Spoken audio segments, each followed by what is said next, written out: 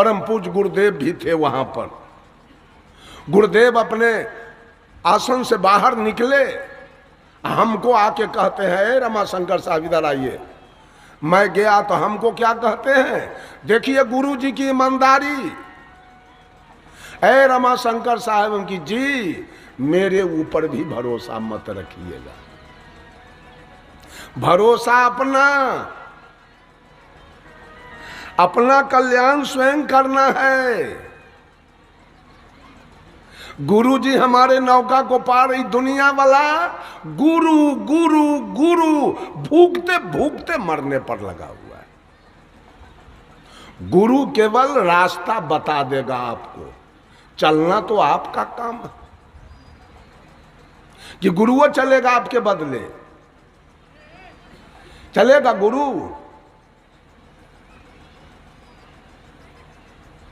एक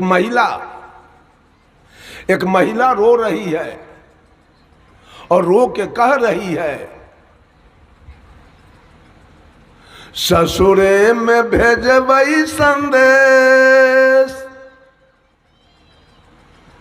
ससुरे में भेजबई संदेश,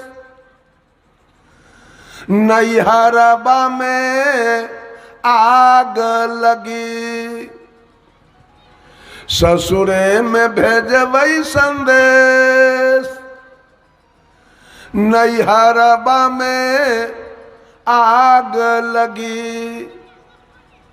ससुराल को खबर दे रही है नैहर में आग लगी है।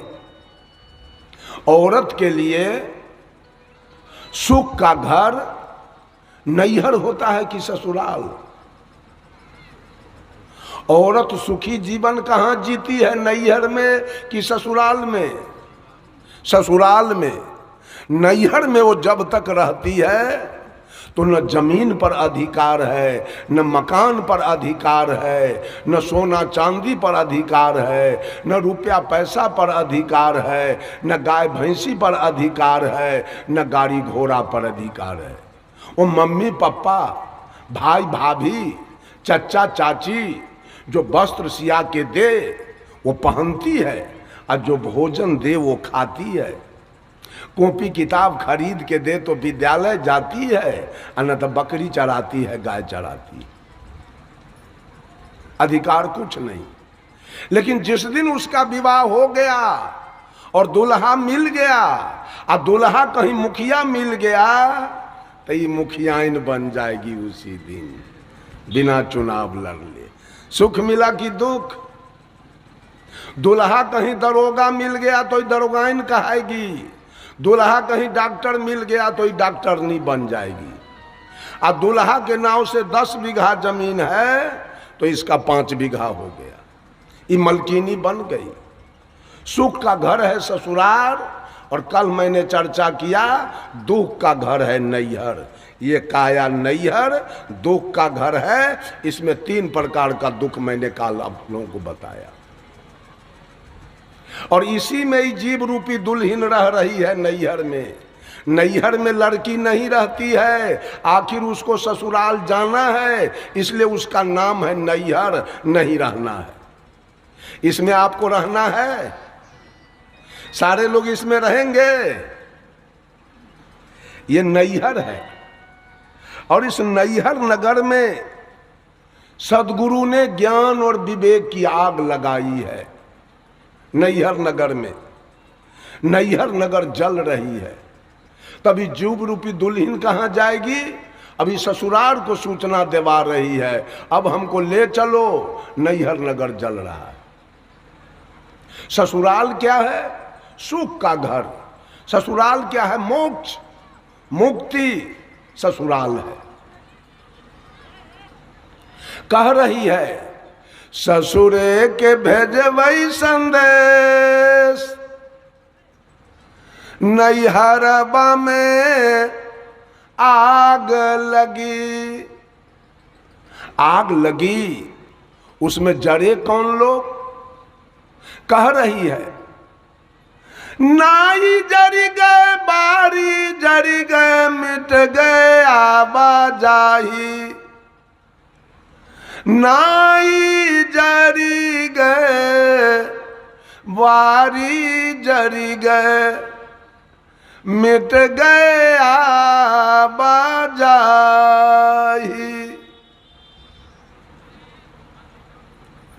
पार परोसिन उनहू जरी गए, के मोरा बतिया चलाई। नैहर बामे आग लगी, आग लगी उसमें जड़े कौन लोग? नाई जड़ी गए। नाई मीन्स हजाम, केस काटने वाला। और वारी मीन्स वारिसान, घर के गार्जियन, लड़की के पिता। गांव में किसी की लड़की जवान है, विवाह करने योग्य है, और हजाम की दृष्टि, नौवा की दृष्टि उस युवती लड़की पर पड़ती है, तो नौवा के मन में उस लड़की को देखकर सुख होता है कि दुख? उसको सुख होता है, ये लड़की जवान हो गई, विवाह करने योग्य हो गई, अब इसका विवाह होगा, उसमें हमको आमदनी होगा। हजाम के मन में, नौवा के मन में सुख है, और लड़की के पिता के मन में वो सोच रहा है मेरा जमीन बिकेगा, बेटी जवान हो गई, अब विवाह करना है, मेरा जमीन शुद्ध भरना पड़ेगा, मेरा गाय भैंसी बिक जाएगा, कर्जा लेना होगा। लड़की एक है, उस लड़की को देख के नौवा के मन में सुख है, और लड़की के पिता के मन में दुख है। नौवा के मन में राग है, और लड़की के पिता के मन में द्वेष है। लेकिन ये दुल्हन कह रही है, जब गुरु ने ज्ञान विवेक की आग लगाई तो नौवा और लड़की के पिता दोनों जल गए। राग जलने का मतलब है नौवा, और द्वेष जलने का मतलब है लड़की के पिता। जब गुरु ने ज्ञान विवेक की आग लगाई तो राग द्वेष उसी अग्नि में जल के राख हो गया। तब दुल्हन कह रही है मिट गए आवाजाही। तो बार बार नैहर ससुराल का जो हमारा आना जाना था, गर्भ और श्मशान का जो मेरा आना जाना था, राग द्वेष मिटने के कारण ये दोनों हमारा छूट गया। एक के है सन कल आदमी, इतना हम बंद करते हैं, आई घंटी बजाता है।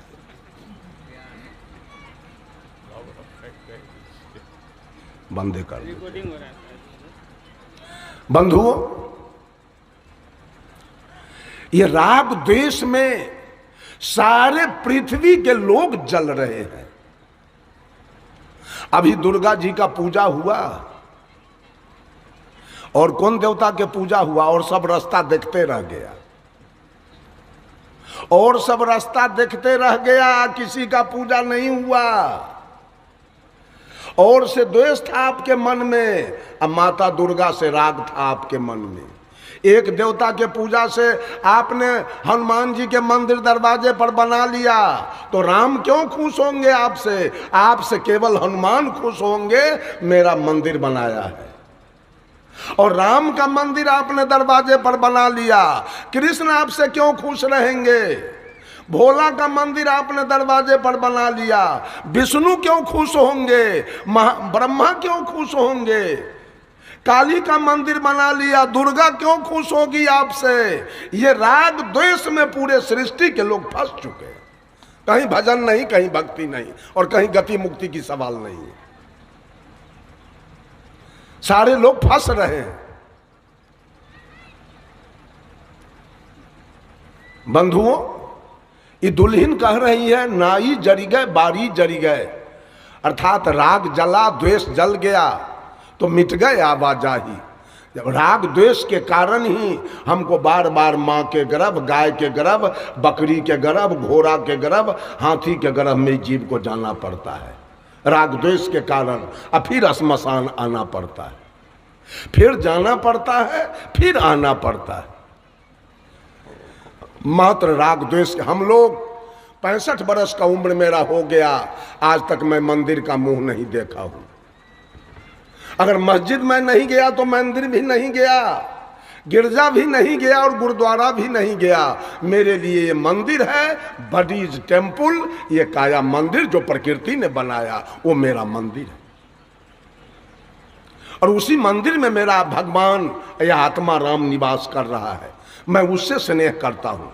परमात्मा के बनाए मंदिर से मेरा स्नेह है, लोगों के बनाए मंदिर से मेरा स्नेह नहीं है। जिस परमात्मा ने काया रूपी मंदिर को बनाया और जिसके अंदर में आत्मा राम भगवान बैठे हैं, उससे मेरा स्नेह है। आज तक 65 बरस का उम्र हो गया, मैं अपने कर्म पर हूं, गुरुजी ने कर्म सिखाया। आज तक मैं एक चींटी को नहीं मारा हूं, आज तक मांस मछली तारी दारू गांजा भांग बीड़ी सिगरेट पान सुपारी नहीं खाया। आज तक किसी से दलाली घुसखोरी 5 नया पैसा, यहां तक कि मैं कहीं सत्संग में गया, किसी के साथ आज तक साटा बयाना रमा शंकर नहीं किया कि इतना रुपया लेंगे तो हम जाएंगे। मैं अपने कर्म के अपना कर्म से डरता हूं। हमको किसी भगवान देवी देवता से डर नहीं है, मुझको अपने कर्म से डर है। मैं 24 घंटा सोचता हूं अगर मुझसे कोई गलती हो गई उसका पनिशमेंट हमको भोगना पड़ जाएगा। इसलिए पांव फूक फूक के उठाता हूं और किसी से डर नहीं हमको, डर अपने केवल कर्म से। ये आचार्य श्री ने बताया कि बेटा कर्म से डरते रहना 24 घंटा, किसी को दुख न हो जाए तुमसे ऐसा कर्म कभी मत करना। और किसी से डरना नहीं, किसी ईश्वर भगवान परमात्मा से कभी डरना नहीं, डरना केवल कर्म से। बंधुओं, आज सारे लोग राग द्वेष में फंसे हैं। कोई 3 चंदन किया है, एक राम है, एक लक्ष्मण है, एक सीता। माथा में घसले है चंदन। और कृष्ण किधर गए? कृष्ण आपका मुरई उखाड़ लिए हैं क्या कि बैगन तोड़ लिए? महादेव किधर गए? अभी दुर्गा किधर गई? चंदन के अनुसार किधर गए? महादेव जी 3 भाई थे, ब्रह्मा विष्णु महेश। ब्रह्मदेव विष्णुदेव और महादेव। एक भाई से बड़ा प्रेम है महादेव से, और ब्रह्मदेव और विष्णुदेव बैगन तोड़ले है कि कदुआ। कोई उसके साथ उसका भजन करने के लिए तैयार नहीं है। क्या सब भजन चल रहा है, और ये सारा करवाने वाला पंडित ब्राह्मण सबसे ठग ठग के टेप टेप करके देवी देवता का पूजा करवा रहा है, बहुत को छोड़वा रहा है। राम के भजने वाले आज रहीम से द्वेष है, कृष्ण के भजने वाले को करीम से द्वेष है, महादेव के भजने वाले को मोहम्मद से द्वेष है, हरि के भजने वाले को हजरत से द्वेष है, ब्रह्मा के भजने वाले को बिस्मिल्लाह से द्वेष है, बजरंग बली के भजने वाले को मोहम्मद अली से द्वेष है, मक्का जाने वाले को मथुरा से द्वेष है, काबा जाने वाले को काशी से द्वेष है, गंगा नहाने वाले को जमजम से। पूरे सृष्टि राग द्वेष में जल रही है। कहीं भजन भक्ति, कहीं भजन भक्ति नहीं हो रहा है, जलन। एक दूसरे से सारे लोग जल रहे हैं। केवल हो जाएगा कल्याण? कल्याण तब होगा। पूज्य गुरुदेव अभिलाष साहब ने ग्रंथ लिखा है, उसका नाम है अपनी गीत। कोई सोखा के गीत गा रहा है, कोई कारिक के,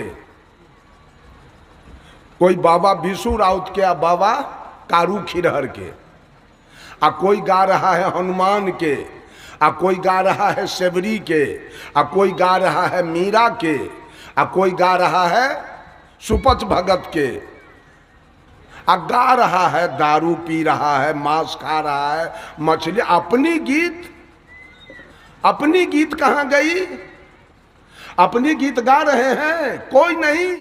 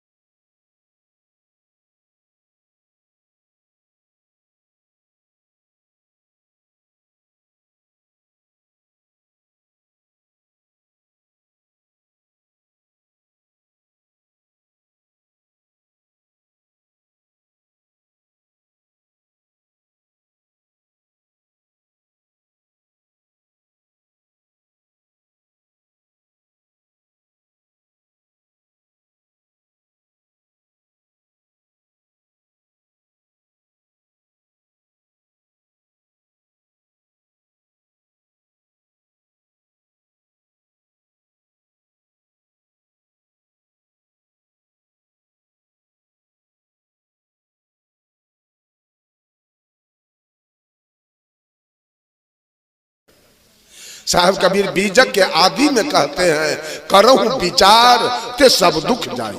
मनुष्य के अंदर तो विचार होना चाहिए। अगर मनुष्य के अंदर विचार आ जाए तो क्या वो तंबाकू खाएगा, क्या वो दारू पिएगा? विचार आ जाए तो क्या वो मांस खाएगा, क्या वो मछली खाएगा, क्या वो दलाली करेगा, घूस खाएगा, चोरी करेगा, बेईमानी करेगा, हत्या बलात्कार करेगा? सारे पाप कर्म एक विचार केवल आ जाए तो सारे पाप कर्म कट जाएंगे। लेकिन आज मनुष्य नाना प्रकार के देवी देवता, भुइयां भवानी, मंदिर मस्जिद बना के उसके पूजा में लगा और विचार तो साफ खत्म हो चुका है। आज भाई भाई से बेईमानी कर रहा है, बाप बेटा से बेईमानी कर रहा है, सास पुतोह से बेईमानी कर रही है, ननद भाभी से बेईमानी कर रही है, गोतनी गोतनी से बेईमानी। किसी को पते नहीं है कौन क्या है और कौन क्या नहीं है। एक शब्द सदगुरु कबीर ने दुनिया वालों के लिए दिया था, अरे आत्म ज्ञान बिना सब सूना, क्या मथुरा क्या काशी रे। एक आत्मज्ञान, हर घट में परमात्मा की सत्ता है, यह है आत्म ज्ञान। इतना ज्ञान मनुष्य को अगर हो गया कि हर घट में परमात्मा बैठा है, तो परमात्मा को दारू कैसे देगा, वो परमात्मा को खैनी कैसे देगा, वो परमात्मा जो अंदर में बैठा है उसको बीड़ी कैसे देगा। और है जब तक वो परमात्मा की सत्ता घट में है तभी तक की आंखें दुनिया को देख रही है, कान दुनिया की बातों को सुन रहा है, नाक सुगंध दुर्गंध ले रहा है, मुंह बोल रहा है, खा रहा है, त्वचा स्पर्श कर रहा है। जिस समय परमात्मा काया से निकल जाएगा, आंखें बंद हो जाएगी, कान बंद हो जाएगा, नाक बंद हो जाएगा, मुंह की क्रिया बंद हो जाएगी और स्पर्श की क्रिया बंद हो जाएगी, सारी क्रिया समाप्त हो जाएंगी। जैसे लाइन है तो हैलोजन जल रहा है, मरकरी जल रहा है, ये माइक काम कर रहा है, पंखा चल रहा है, लाइन कट गया तो सारे बंद हो जाएंगे। ठीक उसी प्रकार से जैसे उस हैलोजन और माइक को लाइन अपना सत्ता दिया तो कार्य हो रहा है, उसी तरह से इस शरीर को, इस जड़ शरीर को आत्मा अपना सत्ता दिया है तो आंखें देख रही है, कान सुन रहा है, और नाक सूंघ रहा है, मुंह बोल रहा है, त्वचा स्पर्श कर रहा है। जिस समय आत्मा अपना सत्ता समेट लेगा, ये शरीर डेड बॉडी होगा और श्मशान में जल के वही आप हैं।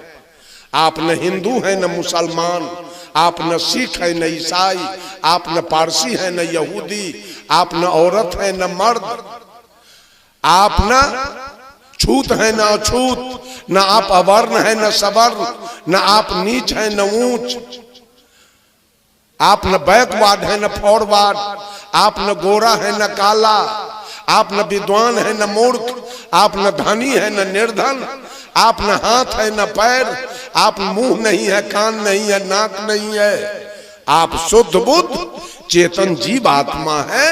कर्मानुसार मां के गर्भ में 9 महीना रहकर और ये शरीर लेकर आप बाहर आए हैं। एक दिन इस शरीर छोड़ के आपको वापस हो जाओ। ये चिंतन अगर आपके अंदर आ जाए तो सारी पाप का जो काम हो रहा है सारा पाप खत्म हो जाएगा उसी समय। लेकिन चिंतन नहीं है, पशु के तरह खा रहे हैं, अब पशु के तरह पैखाना पेशाब कर रहे हैं, अब बच्चा पैदा कर रहे हैं, अब पशु के जैसे बाल बच्चे के मुंह में जी रहे हैं और रात में सो रहे हैं, अंत में शरीर छोड़ के नरकगामी हो जाएंगे पशु पक्षी के जैसे। साहब कबीर कहे, मानुष होके नाम हुआ, मुआ सो डांगर ढोल, एको जीव नहीं ठौर लगा, भयो सो हाथी। जन्म तो लिए मानव होके, जिस दिन आपने जन्म लिया तो पूरे समाज में ढोल बजा, फलाने बाबू के घर में एक लड़का जन्म लिया, एक पोता जन्म लिया, एक नाती जन्म लिया, जन्मोत्सव मनाया गया, नाच हुआ, भोज हुआ, भंडारा हुआ। अब मरे क्या होके? आज जन्म तो लिए आदमी होके, अब मर गए क्या हो गए? अगर मांस खा के मरे, मछली खा के मरे तो क्या हो के मर गए? कबीर साहब कहे मानुष होके नाम हुआ। मनुष्य मरता नहीं है। ये मनुष्य जोनी मरने के लिए नहीं मिला, सारे जोनी है मरने के लिए, चूंकि वहां ज्ञान भूमिका नहीं है। अब मानव जोनी है कल्याण पाने के लिए, मानव जोनी है मोक्ष पाने के लिए, मानव जोनी मिला है। अंत में सारे जोनी से घूरते फिरते अंत में मनुष्य जोनी मिला है, मुक्ति पाने के लिए, मोक्ष पाने के लिए, सुख शांति पाने के लिए। और मनुष्य का शरीर लेकर भी आप मर गए।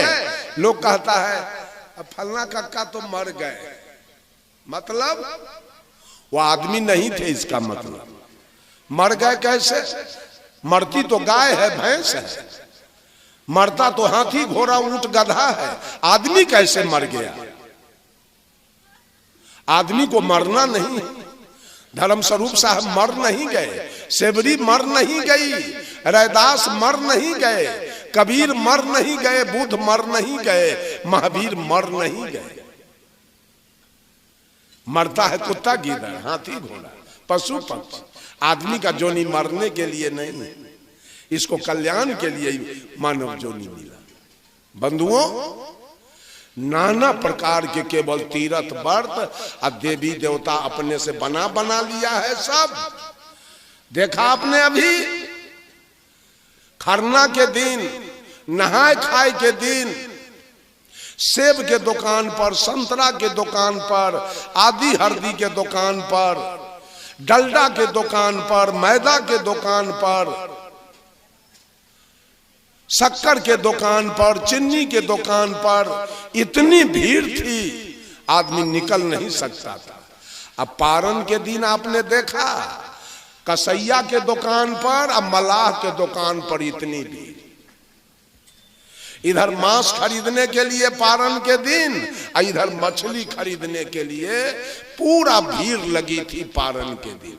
ये जग जाप से क्या होगा और क्या कल्याण होगा समझ में नहीं आ रहा है। ये सब समझ में नहीं है क्या हो रहा है। साहब कबीर एक भजन में कहे, इंसान के तू ठकलू, भगवान के तू ठकलू, भगवान के तू ठकलू, खुद अपने ठका गईलो, यही माया के बजरिया में। किसको ठग रहे हैं? एक तरफ मनुष्य आदमी को ठग रहा है, इंसान को। दूध लेने आएगा तो झट पानी मिला के दे दिया, चोकर मिला के आटा में दे दिया, घी में डलडा मिला के दे दिया, दलाली मार लिया, घूस ले लिया। एक तरफ इंसान धोखा खा रहा है और दूसरे तरफ भगवान बना के धोखा दिया जा रहा है। आज पोखरी पर महिला सब गई, जिस भगवान के लिए वो दिया क्या भगवान को, गौर किया जाए। भगवान को क्या सब मिला? आदि के पत्ता, हल्दी के पत्ता, मुरई के पत्ता भगवान को मिला। ये ठगैती चल रही है। किसको ठग रहे हैं? खुद आप ठगा रहे हैं। कबीरा आप ठगाइए और न ठगिए कोई, आप ठगे सुख हो तू है और ठगे दुख हो। तो दुख होगा दूसरे को ठग रहे हैं, भगवान को ठगने चले हैं। अगर कहते हैं भगवान है तो देखा किसी ने नहीं, भगवान को आज तक देखा किसी ने नहीं। और उसको भोजन क्या देता है? पेड़ा, रसगुल्ला, ठकुआ, केरा, और रूप उसका देखा नहीं। ये कितना बड़ा ठगैती चल रही है, उसको जरा सा विचार किया जाए। एक आदमी था, उसके पास 2 पत्नी थी, 2 स्त्री। सौतीन में तो पटरी होता नहीं, दोनों सौतीन में दिन रात कलह, दिन रात लड़ाई, दिन रात मारपीट चल रहा था। पति बेचारा तंग आ गया दोनों पत्नी से। अपने मित्र से जाके कहा, मित्र अब मैं नहीं रहूंगा, कुछ पैसा मुझको दे दो किराया, अब मैं पंजाब चला जाऊंगा। तो मित्र कहा कि मित्र कब तक रहोगे पंजाब में, फिर तो आना पड़ेगा, आओगे तो यही झगड़ा मिलेगा, इसलिए इसका अस्थाई निदान कर दो। कहा क्या करे बोलो। गांव के बगल में 2-4 कट्ठा जमीन खरीदो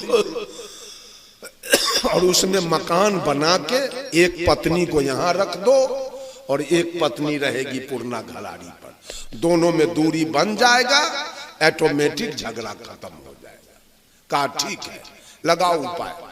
उपाय लगाया, गांव के बगल में, जहां से गांव अंत हो जाता है उसके बगल में 2 कट्ठा जमीन खरीदा गया, उसमें मकान बनाया गया और छोटकी पत्नी को वहां रख दिया, बड़की पत्नी रह गई पुरना घलाड़ी पर।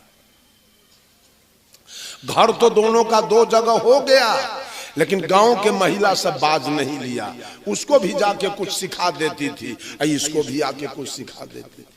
या तो यही चली जाए उसके यहाँ, न तो वही चली जाए उसके यहाँ, लड़ाई बंद नहीं हुआ। घर 2 जगह हो गया, लड़ाई बंद नहीं हुआ।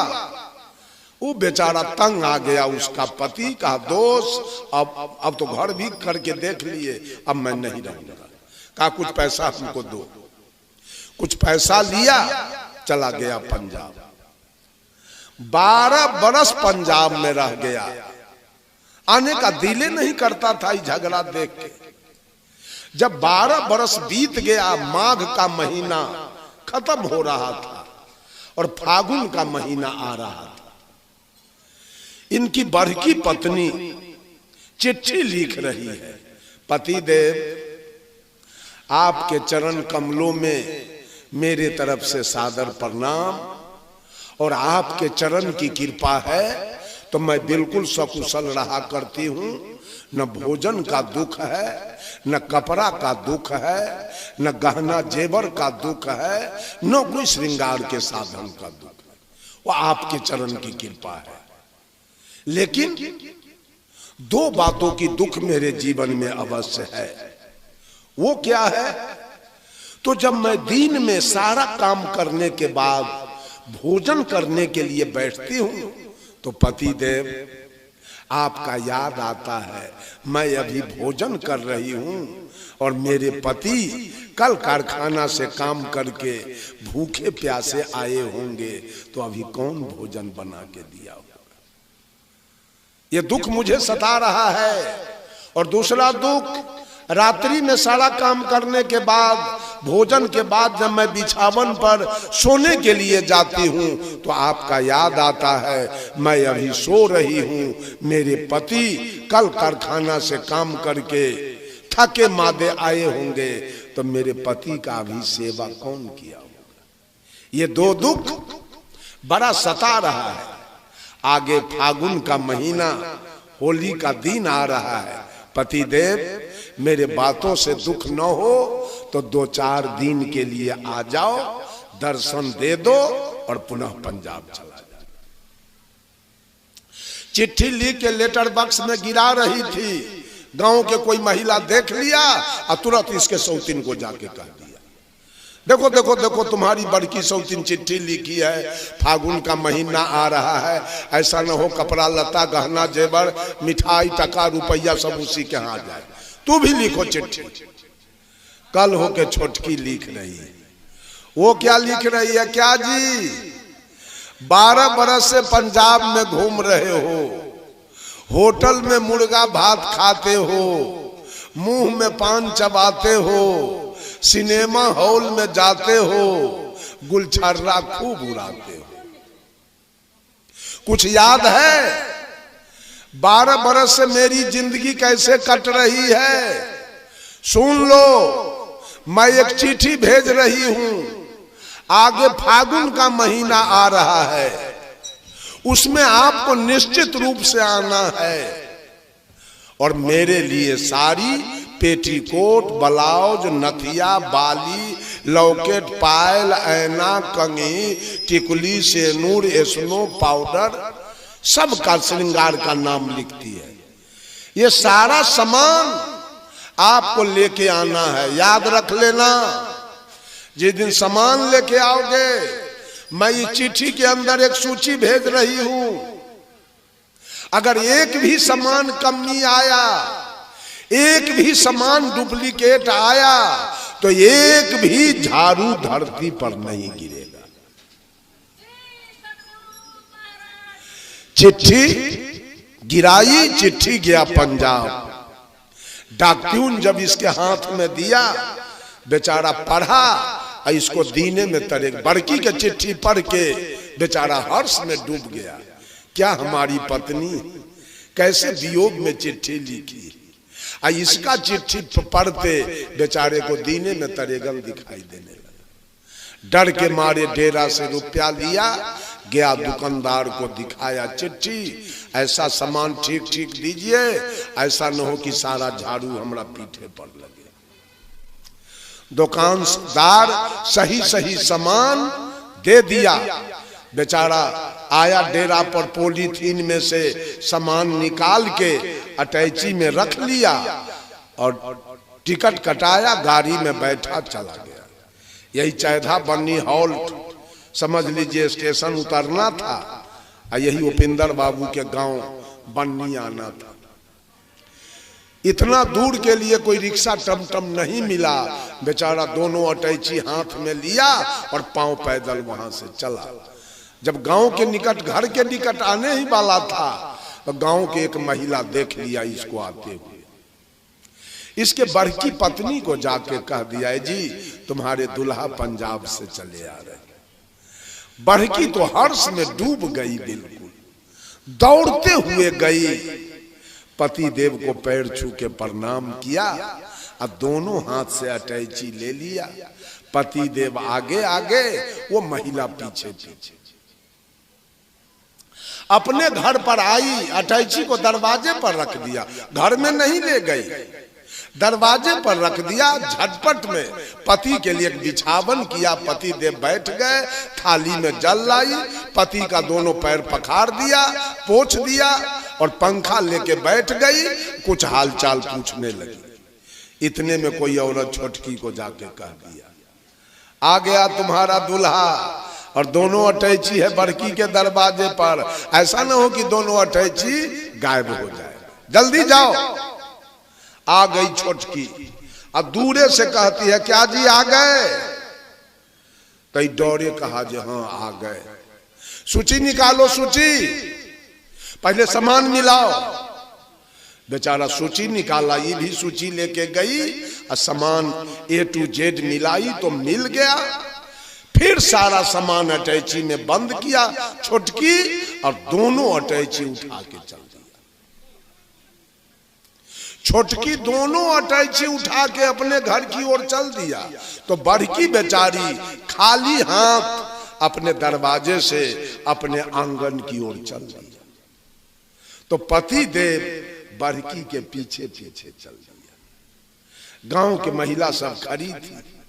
वो कहती है, जी 12 बरस पर पंजाब से आए हो, आगे होली का दिन आ रहा है, तू जानते हो कि 2 पत्नी तुम्हारे पास है और 2 अटैची तुम लेके आए थे। वाजिब क्या था? दोनों को एक एक अटैची देना, लेकिन दोनों अटैची तू छोटकी को दे दिए हो। अब बड़की के पीछे पीछे खाली हाथ जा रहे। यही इंसानियत है। तो पति ने जवाब दिया, सुन लो, ये जो मेरी छोटकी पत्नी है, इसको मेरे सामान से प्रेम है, तो सामान लेके ही जा रही है, और ये जो मेरी बड़की पत्नी है, इसको हमारे जान से प्रेम है, इसलिए जान इसके साथ जा रहा है। बंधुओं, ये जिंदगी भर माता बहन लोग सामान की भक्ति करती है। एगो पोता चाहिए, एगो बेटा चाहिए, एगो नाती चाहिए, एगो दामाद चाहिए, थोड़े मकान चाहिए, जमीन चाहिए, नौकरी चाहिए, बिजनेस चाहिए। यही सामान की भक्ति चल रही है। परमात्मा कैसे मिले? जो पति चाहिए उसको पति मिला। पति बड़ा है कि सामान बड़ा है? और जो सामान चाहिए उसको सामान मिला, और जो पति चाहिए उसको पति मिल गया। कहीं भक्ति नहीं हो रही है, कहीं अपना कल्याण की चर्चा नहीं है, कहीं अपना चिंतन नहीं है कि मैं कौन हूं, who are you and who am I, मैं कौन हूं, ये दुनिया क्या है और दुनिया से मेरा लगाव क्या है, इस पर कहीं कोई चिंतन और कोई चर्चा नहीं। एक लोटा जल ले जाइए, आधार दीजिए, एगो अगरबत्ती बार दीजिए और थोड़े नमः शिवाय करके अपना घर चले जाइए, यही पूजा है। आ घरे जाके मछली भात खा लीजिए, मांस भात खा लीजिए, यही पूजा चल जाएगी। चिंतन कुछ नहीं, मानवता कुछ नहीं है, हम क्या हैं इस पर कोई चर्चा कहीं कोई चिंतन सोचे नहीं है। अरे आपको पति भी मिला है तो भौतिक रूप से, ये शरीर का पति है। जब भगवान राम ने बाली को मारा तो बाली की पत्नी थी तारा, तारा अपने दुल्हा को गोद में लेके और बेचारी विलाप कर रही थी, रो रही थी।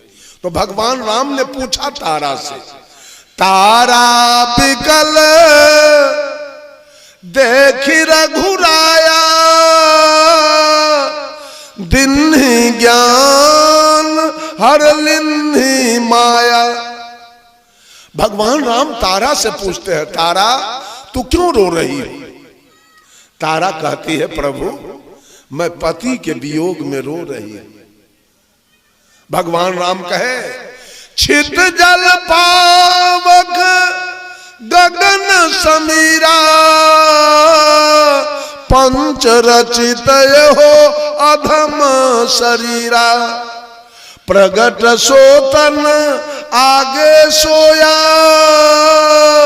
जीवनीत तुम काहे के रोया।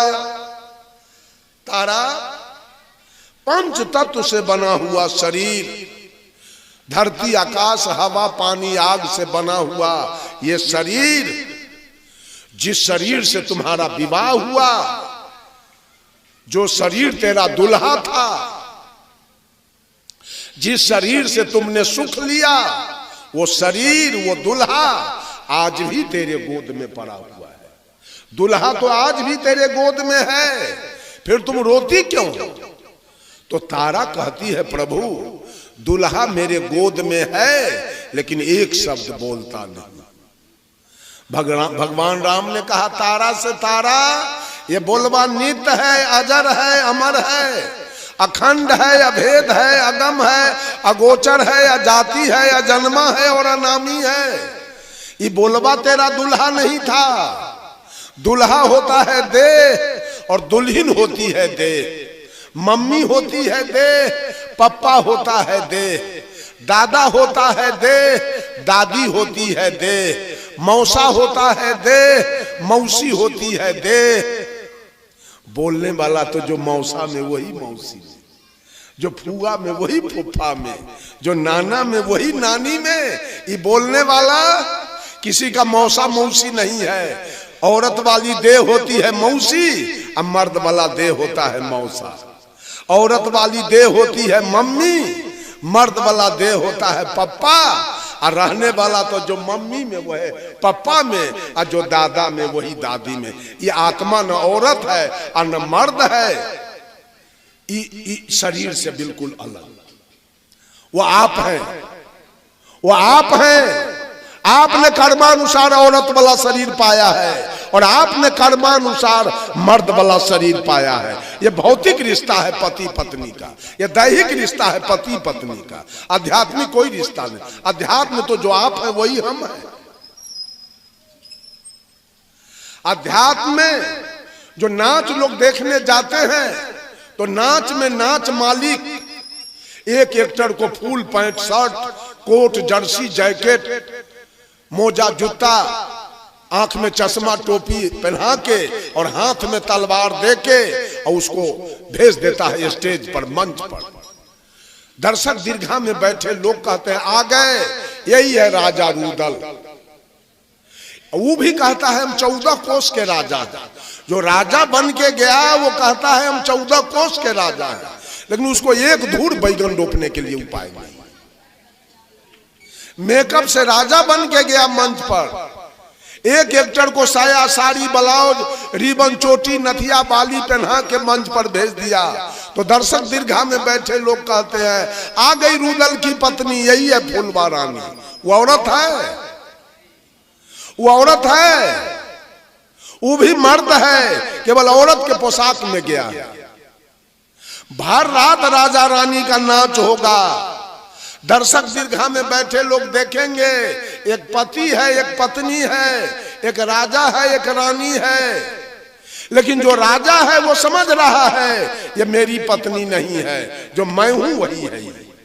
और रानी भी सोच रही है मेरा पति नहीं है, जो मैं हूं वही है। भर रात नाच होगा। सवेर में राजा रानी दोनों मेकअप रूम में जाएंगे और राजा रानी दोनों अपना अपना पोशाक उतारेंगे, अपना अपना कुर्ता पैंट पहन लेंगे। न कोई राजा रहेगा और न कोई रानी रहेगी, सरप्लस खत्म हो गया। ठीक उसी प्रकार से ये देह से आपकी कोई पत्नी है, देह से आप किसी के पति हैं, लेकिन जिस दिन आप और आपकी पत्नी